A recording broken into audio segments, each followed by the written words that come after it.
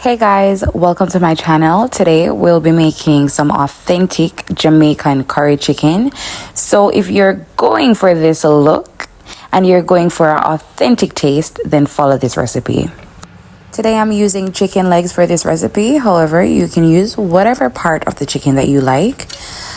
Right here I'm showing you the size that I cut them to. I don't want them too small and I don't want them too big either. I just literally cut the chicken legs in halves. Alright, so I'm going to then squeeze some lime and add some vinegar to the chicken. Then I'm gonna wash it with some water. And here we have the chicken ready to be seasoned. I'm gonna be adding some olive oil first, and then some onion powder.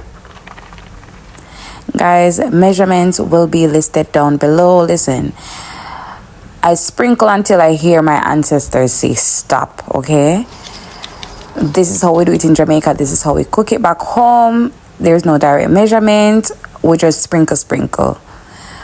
So you can see the things I'm adding here. Right here I'm adding some curry powder, Jamaican curry powder.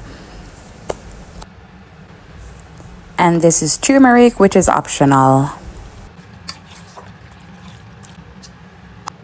Alright, and then I'm gonna start with my fresh seasoning. So usually for this part, you can add some blended green seasoning that you would have prepared prior to this. However, I didn't add it to mine because I just didn't have any at the moment. I need to make new.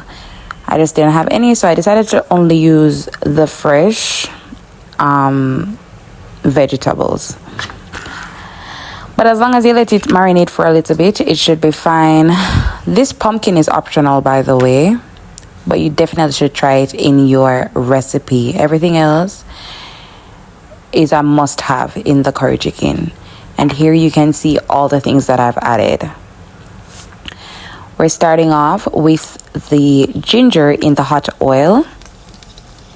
And usually ginger is added to stop your belly from aching, because usually curry causes a little running situation. So you burn the curry and you add the ginger to prevent this from happening. And obviously it also helps with the flavor. So yeah, that's what is happening here.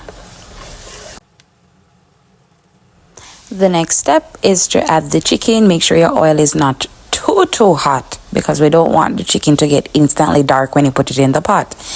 We're just wanting it to color just a little bit, and here you will see the degree of color that you want it to get to.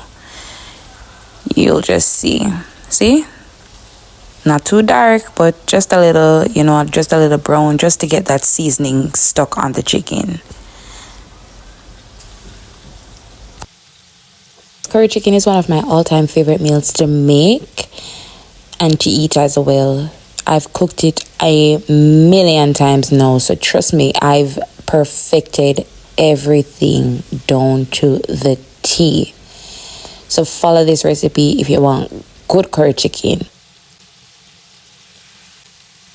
After letting one side brown, I'm turning the other side so that it can get some color as well.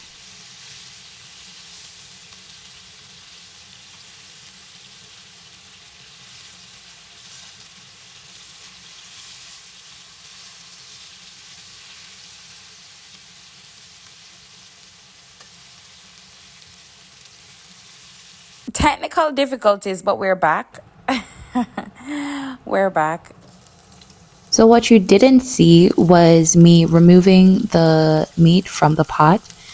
I then saved some of the oil that was used to fry the chicken, to brown the chicken. I saved some of that oil. I washed the pot just to get rid of the burnt bits.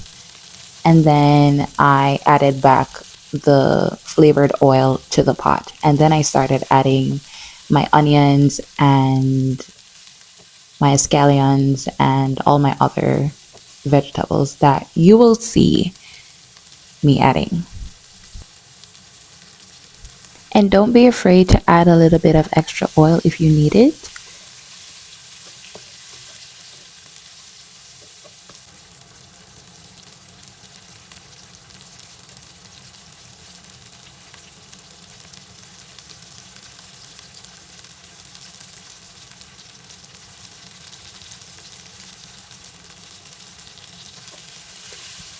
Garlic was the last thing I added to this because I didn't want it to burn. So as soon as I started smelling that nice garlic scent, then I started adding the meat to the pot.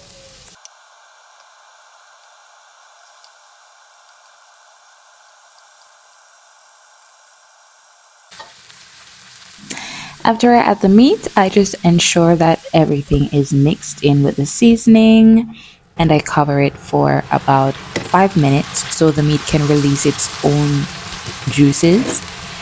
And then I add the leftover juices from before, and I also add some water to the pot, just enough to cover the top of the meat, so don't add too much water. I then go in with my other fresh vegetables, the thyme, pumpkin, carrots, pimento seeds, and you mix all that up. I then go in with my garlic powder, onion powder,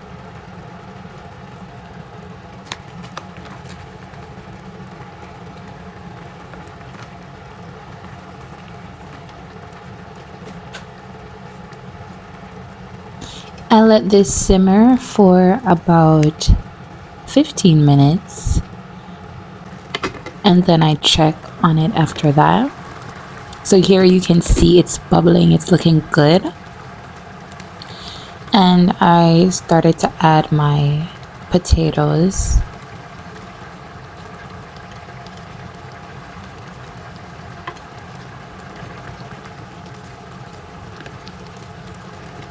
Look how vibrant this color is. Like, this looks so good. You can see that I started adding my black pepper here, and I'm going to do a taste test to see if it needs any more salt or black pepper, and it needed more salt, so I added some.